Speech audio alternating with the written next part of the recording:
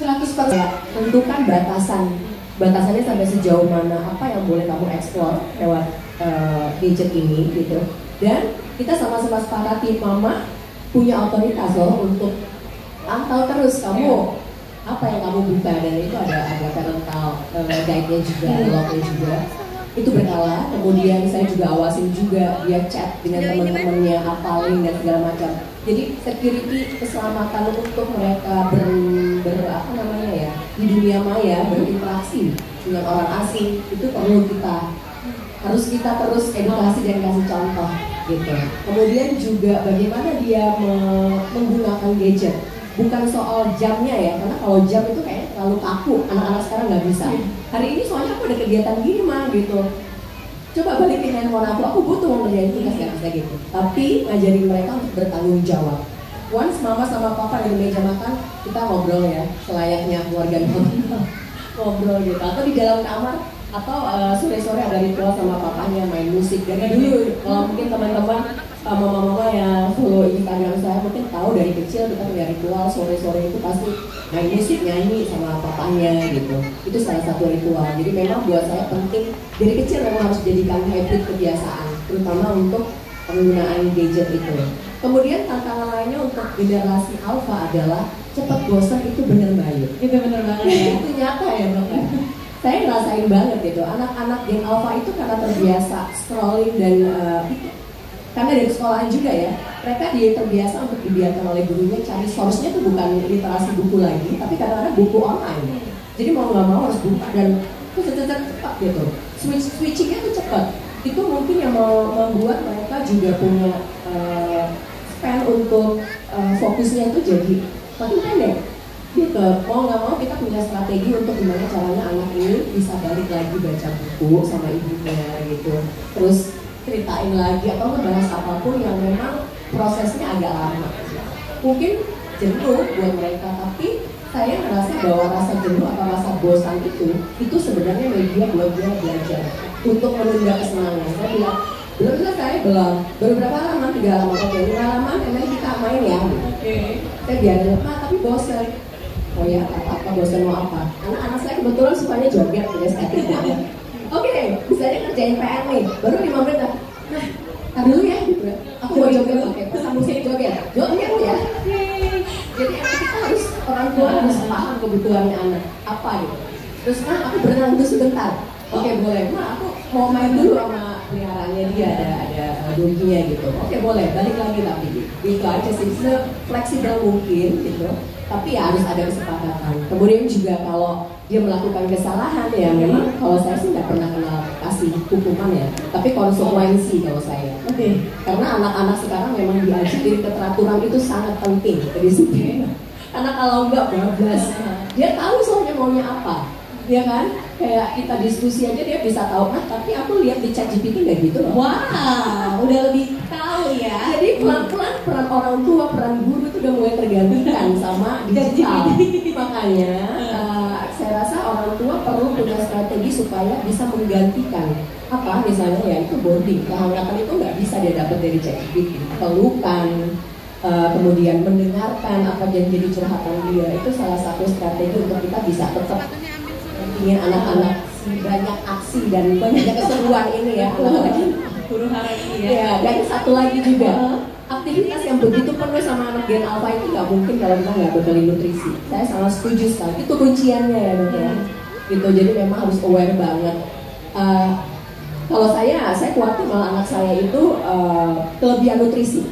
Karena hobi banget makan, aktivitasnya banyak, otomatis nafsu makannya juga banyak. Makanya saya contohin, saya nggak nyuruh, olahraga dong, nggak bisa gitu anak sekarang.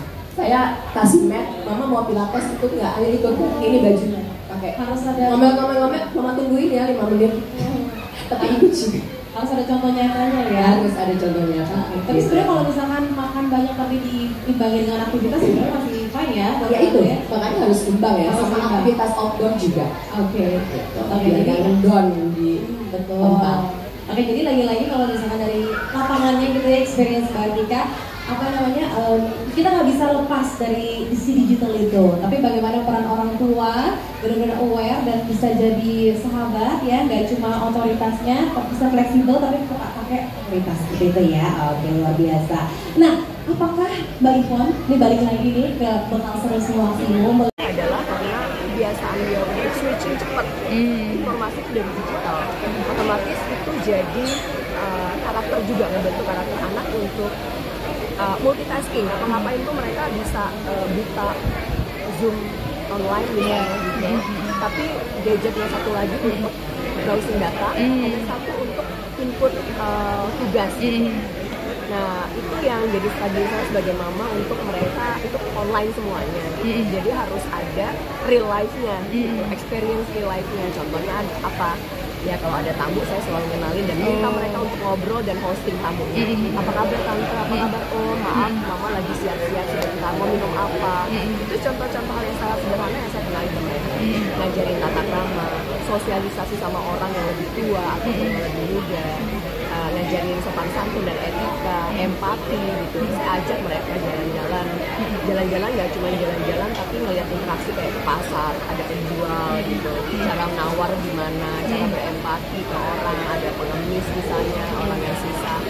Ya anak-anak Gen Alpha unggul secara digital, mereka akan menguasai era digital ini.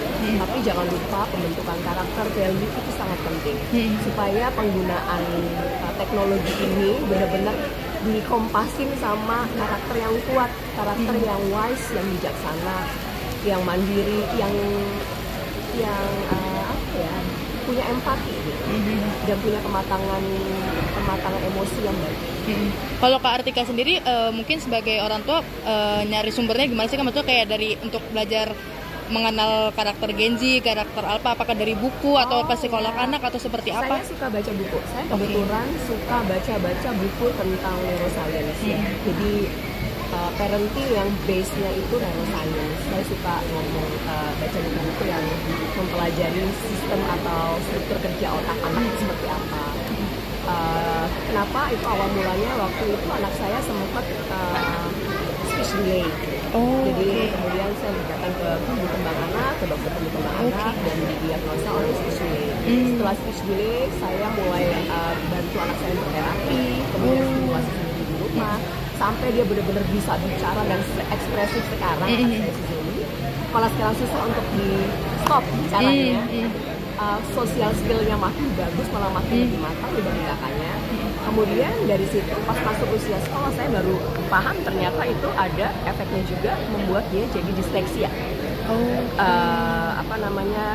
Kesulitan untuk memproses bahasa di otaknya. Jadi agak struggling untuk dia membaca. Jadi itu untuk pada saat di sekolah dasar gitu. Disitulah saya mulai cari tahu banyak, baca lagi banyak referensi. Selain itu saya juga gabung di komunitas Brainfit namanya gitu. Itu juga nama komunitasnya itu untuk tea time. Tea time itu jadi ibu-ibu ngobrol di situ, ngomongin gimana caranya bisa menstimulasi kinerja otak anak untuk anak-anak yang berkebutuhan khusus gitu. Dari situ awal mulainya. Kalau boleh tahu kan untuk perkembangan sekarang seperti apa setelah ada speech delay dan disleksia itu? Saya sudah bisa, makanya saya sekarang udah bisa comeback lagi main film. Oke. Karena saya ngerasa udah semuanya udah accomplish, missionnya udah accomplish gitu ya, semua kayak misi anak-anak saya, dan sekarang saya tinggal memetik buah hasil kesabaran dan usaha kami, co-parenting saya dan suami untuk ngedampingin anak-anak. Sekarang anak-anak udah lebih mandiri, bahkan PR udah bisa ngerjain tugas sendiri. Anak saya SMP juga udah sangat mandiri, semuanya udah punya pola. Karena saya biasakan dari kecil disiplin itu dan ngasih batasan yang jelas, memberikan ruang untuk diskusi, ngobrol gitu.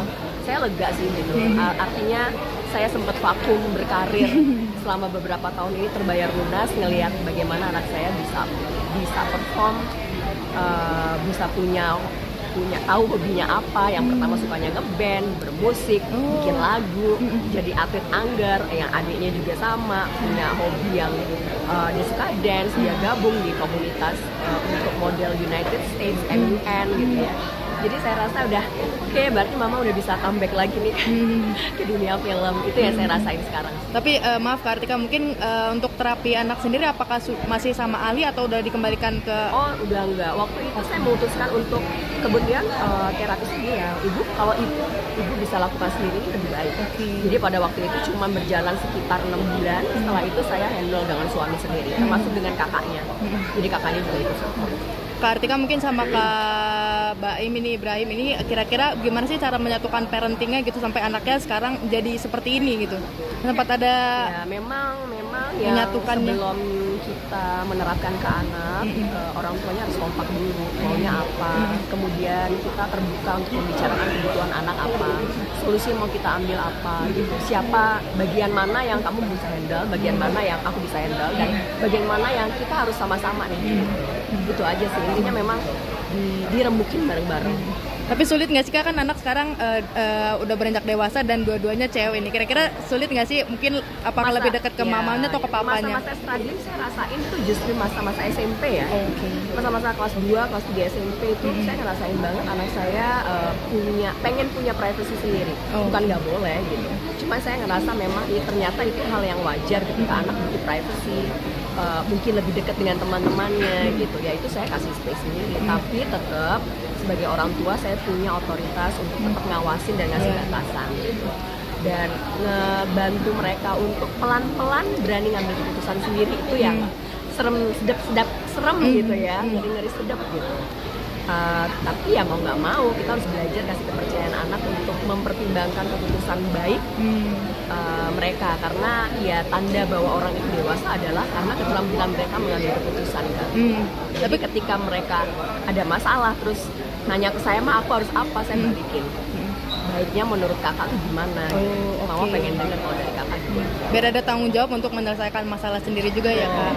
Kalau kira-kira udah mulai dewasa, apakah udah mulai dandan-dandan ngikutin mamanya atau seperti apa nih Kak? Kalau yang pertama mana nggak suka dandan.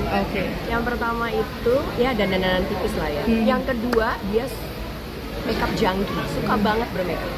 Makeup tutorial, eksploratif, dandan-dandan gitu ya, lebih ekspresif. Anakku yang nomor 2 dan ya tapi kelakuannya masih tetap bocah gitu, emang suka aja. Karena makeup bagian dari seni, dekoratif dia gitu. Kalau kira-kira kedepannya apakah nanti anak-anaknya akan diarahin ke musik atau ikut mamanya di modeling Kalau Kak? yang pertama udah pasti ke musik. Kalau Ebi udah kelihatan ya. Baru-baru ini ngeluarin single juga. Oh iya. Jadi Ebi Ibrahim udah ngeluarin single tuh berapa kali dulu dia masih kecil juga udah beberapa kali single yang dia keluarin. Kalau anak kedua kelihatannya pengen dia lebih menonjol di bahasa dan verbal gitu ya, suka ngobrol, suka ketemu orang-orang, makanya saya kenalin dia sama dunia public speaking, dunia organisasi gitu, arahinnya ke situ. Dan mungkin dia pengen coba juga untuk acting karena waktu dari kecil emang sebenarnya udah sering jadi model iklan. Cukup? Oke. Makasih Kak Artika. Dari mana Mbak?